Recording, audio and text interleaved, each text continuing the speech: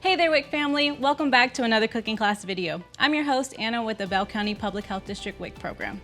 And today we are in Harker Heights to meet up with local business owner and philanthropist Luvina of So Natural Catering.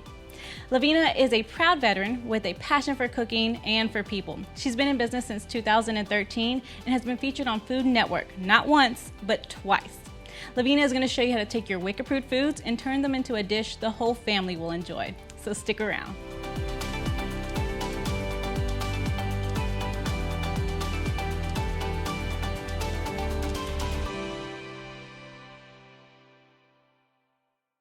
Ms. Luvina, thank you so much for having us. Please tell us a little bit more about your business and how our participants can find out a little bit more about you as well. Okay, so now we have So Natural Catering, and we also have meal prep, and we have event venue rentals. So if you all are interested in coming in and renting out the space that Food Network Restaurant Impossible renovated, it's beautiful in here. Yes. You're more than welcome to. And then the other thing that we're doing is we're starting a lemonade company. Yeah, I know. Yeah. Well, we have 10 different flavors, and what we'll be doing is hiring adults with special needs. So if you're interested in learning more about So Natural Catering, you can reach us at sonaturalcatering.com. Awesome. Well, it's wonderful to hear everything that you're doing in the community and with your business. I am ready to start learning how to cook. Are you ready to teach me? Yes, I am. Thank you. All right, let's go. We started back in 2013 as an actual restaurant, but we started before then because what we learned in about 1998 is my second daughter, Arabia, she had eczema really bad. And we learned through going to the doctors and everything that it was from the foods that she was eating. So that's how So Natural got started. Right. Outside of being So Natural. I always wanted to open up like an organic restaurant with a market and everything inside of it, and that's how we got started. Okay, well that's interesting. So she was an infant at that time? Yeah, she was. She was an infant, and I was actually breastfeeding her, and she just started breaking out with these rashes on her arms and on the back of her neck and everything. And then I learned that it was eczema, and then it was the food that we were eating. And so we started our organic journey, but back then we were living in Chicago, where there's a plethora of like organic restaurants and markets and things like that. But in 2001, we moved here to Texas, and there was nothing. Okay, and through the military? And through the military. Through the military. Yeah, right. My husband, he was active duty military. Right, and you have a background in nursing too as well, yes, correct? Yes, yes, I do. Yes, I'm a registered nurse. All right, so your child had an issue with eczema, and just like any mom that cares about her child and wants to make a difference and change that, you went to food and you found that solution for her. Right. That's and so exactly. So with that, I used my background in nursing and the knowledge that I have to start the restaurant. Right. So some of the things that we did here at the restaurant is that we helped people who were on special diets. So if they were like paleo, keto, heart healthy, and things like that, we were able to do that, and I was able to use my knowledge as a nurse to help them with the proper foods to eat. Awesome. Well, I'm excited to try some food, so let's talk about what we have here.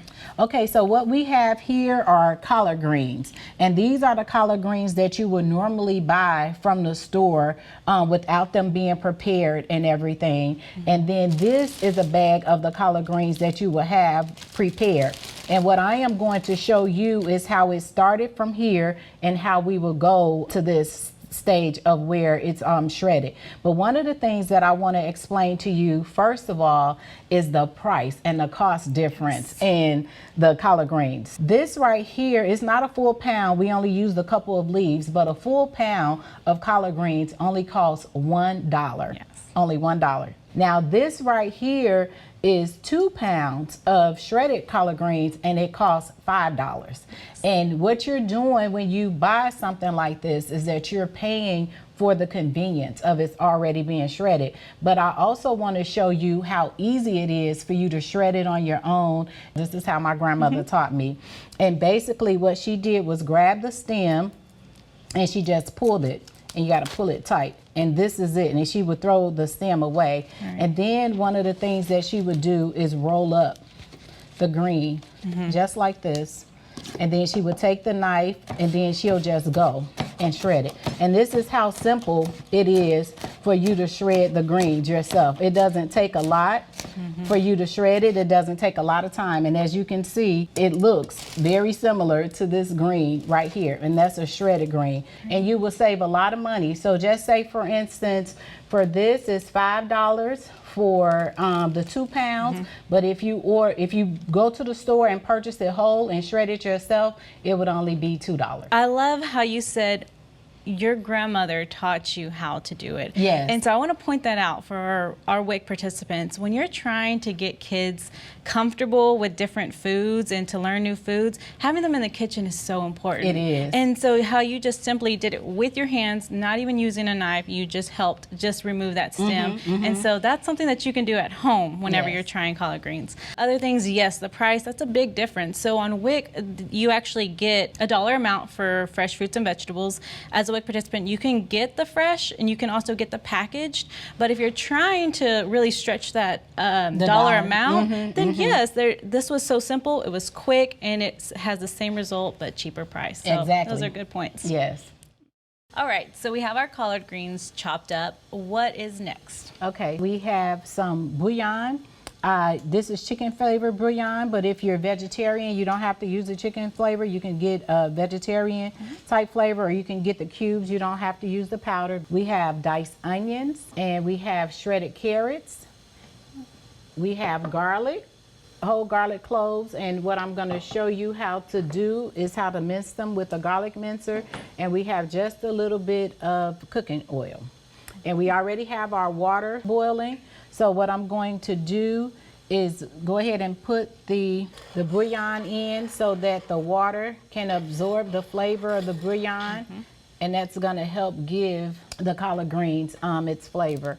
I'm going to put the onions in there too because they're a little harder and it takes a little bit longer for them to cook. Right. I'm not going to put the carrots in there right now because then the carrots will get too soft. Oh, okay. So we still want to make sure that the carrots are crunchy, okay? Gotcha. And then I'm going to show you all how to use the garlic mincer. Now, there's a couple of ways. So if you look, there's the little small holes here, and then there's the slices down here, but I'm going to put it through the holes because I want to mince the garlic. That's a useful kitchen tool. It is. So. And no worries if you don't have that because you can always just use a knife. Traditional. Yes, and do it by hand. Do you have any favorite kitchen tools that you love to use? Yes. For me, my favorite kitchen tool are these right here. Oh, your measuring spoons. Like every time I go into the store, I always get a different type of measuring spoon. And they was like, why do you get so many and you only like one? I said, I don't know. It's just something that I love. I'm almost finished with the garlic. I think it called for maybe like 15. Okay. And that's what I'm doing. I'm almost finished. But as you know, from all of this garlic and all the onions, that these collard greens are going to have a lot of flavor. It's going to taste really delicious because that's what we want. And if you notice too, I didn't use any salt.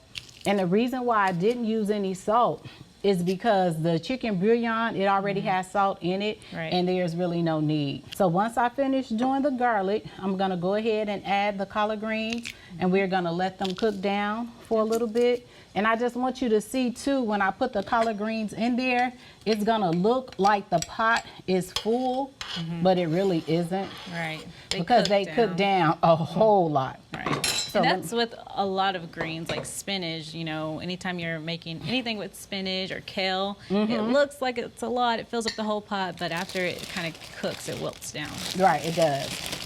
And so with these greens, I got them from a local store here. They are already shredded and they're already washed, so I don't have to worry about washing them. So I'm just gonna put them here. I just want to highlight collard greens real quick because they are very similar to kale nutritionally and culinary wise. However, I feel like kale has gained a lot of popularity, rightly so, because it's very delicious and I love kale. But collard greens, they're not as popular. And I think part of that reason is because we don't tend to learn how to cook collard greens. And, you know, we may think of sauteing them as one source or how you're demonstrating here. But you can do so much with collard greens. You can add them to soup, salads, casseroles, yes, you can. know, stuff like that. To quiche, yeah, you can add it. Yeah, and then they have this thing with, it's called a collard green egg roll. So you can saute the collard greens and wrap it up in an egg roll, and and bake it or fry it, and you can do that as well. So what I am going to do now is just turn the collard greens over in the liquid, or what they call it, pot liquor, or the juice.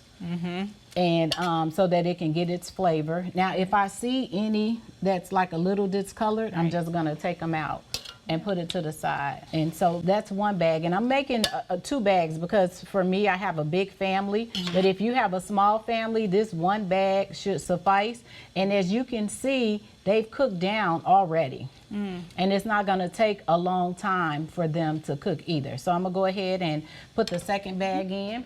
And then these are gonna cook down as well. And after they finish cooking down, we're gonna add the carrots and let them cook a little bit longer, and then they'll be done. And that's how, see, as you can see, the ones on the bottom, they're already cooking. And it's healthy and it's delicious. Yeah, and you didn't use any meat products in No, this. no, I didn't. I didn't use any meat products.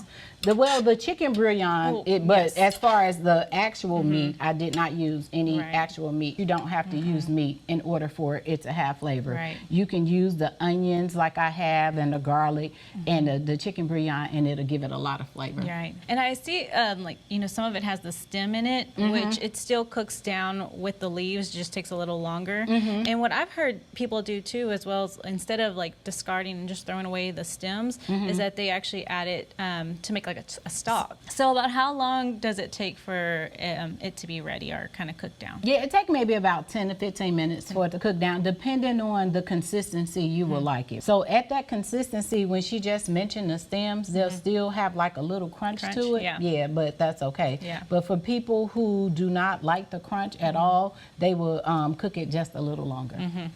So we're back, and we have the greens, and as you can see, they're boiling.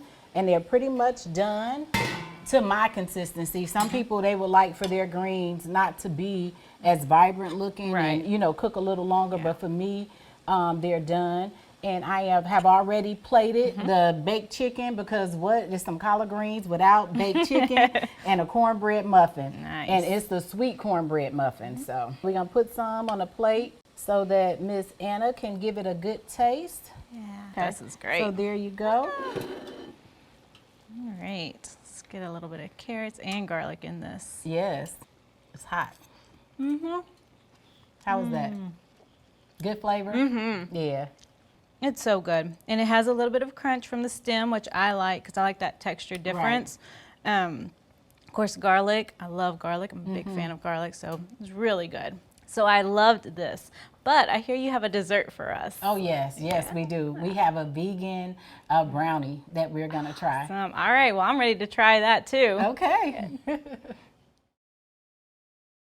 All right, Miss Luvina, show us how to make these black bean brownies. We're going to use canned black beans. Now, you can use dry black beans, but to make it easier and the process quicker, I use canned black beans. Yeah, so on WIC, you can purchase canned beans, but you can also purchase the dry beans as well, whichever one you prefer. We have some cocoa powder, which we also have some cacao powder, but we wanted to discuss with you the difference between cocoa powder and cacao powder.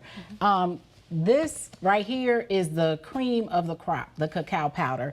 It is not cooked, it's actually raw, and it is very high in antioxidants, magnesium.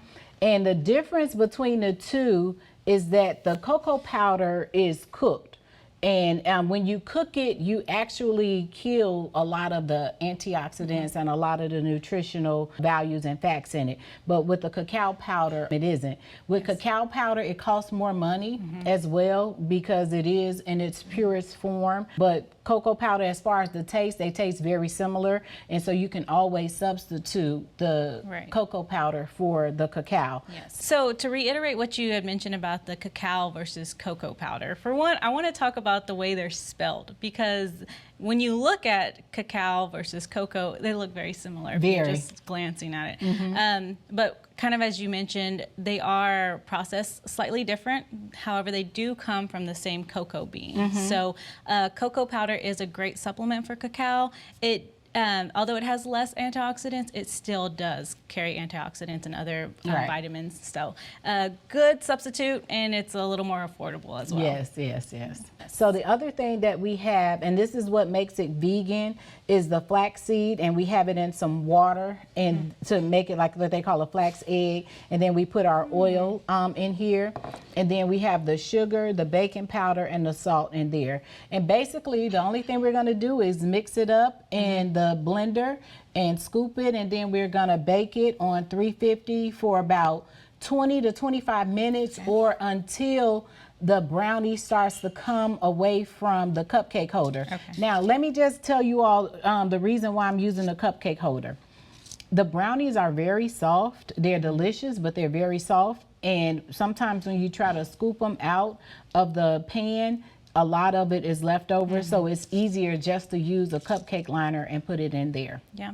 I also like that these are like little individual serving sizes. Yes. That's nice. Make it easy too. So I'm gonna go ahead and start mixing. Actually placing everything in the mixer. So these are the black beans. Which are packed with soluble fibers, so a fiber keeps you fuller longer. That's always nice. This is the cocoa powder. This is the egg, which is the flaxseed. So you use the flaxseed as an egg substitute? As an egg substitute, okay. right, because that's what makes it vegan. Gotcha. And it does the same thing. Okay. And then this is the sugar, the salt, and the baking powder.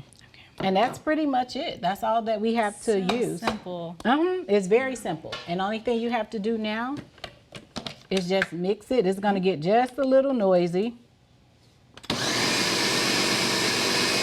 And you're just gonna mix it until it's smooth.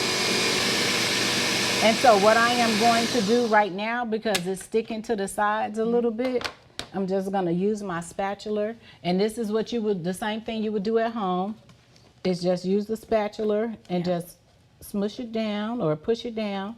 I always smush, I always use the makeup words to use.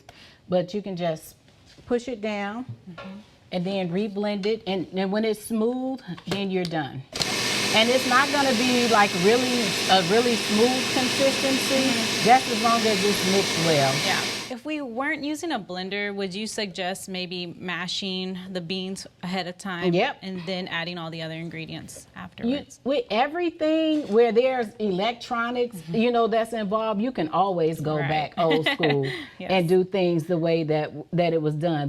The only thing is that it would just take longer. Yes. It's not as simple as it is, and that's one of the reasons why people like a lot of the different, you know, cooking equipment and things like that, because it's a quicker process. And so if you do have that time to, you know, mash the beans, that's something, again, that kids can do in the kitchen. And they love that because they can get their hands dirty and they're actually helping mom or dad in the kitchen. So that's nice. Another thing that's good too is working in the kitchen with the children is when you're done, you give them the spoon or the bowl to lick, and they always enjoy that. So that's another good way of making desserts and memories with them. So it's pretty much done. And this too, that you can eat it raw because it doesn't have like any raw eggs or anything like that in it. Only thing it is the beans and everything. So a lot of times, you know, parents wouldn't want to give their children like raw ingredients if it had like raw eggs and stuff in there. Or if you're pregnant, you don't want to eat raw eggs. Right. So let me just make sure I have this. It looks so creamy and delicious. It is. And you can smell the cocoa powder too. So. Here you go. I'll let you get a taste. Oh, that's good. And this is how you will fill them up. And then I'll just go ahead and finish filling this up. And then again, like I told you, you can put it in the oven for about 25 to 30 minutes on 350. Okay. And that's it. That's your vegan black bean brownies. They look good. Well, Luvina, thank you so much for sharing your story and your kitchen with us today. We really appreciate your time. Thank you so much for having me. Glad to be of service. Yes. And thank you for watching. We hope you learned something new today and that these videos inspire you and your family to try something new and expand your taste buds. So until next time, take care. Ciao. Bye-bye.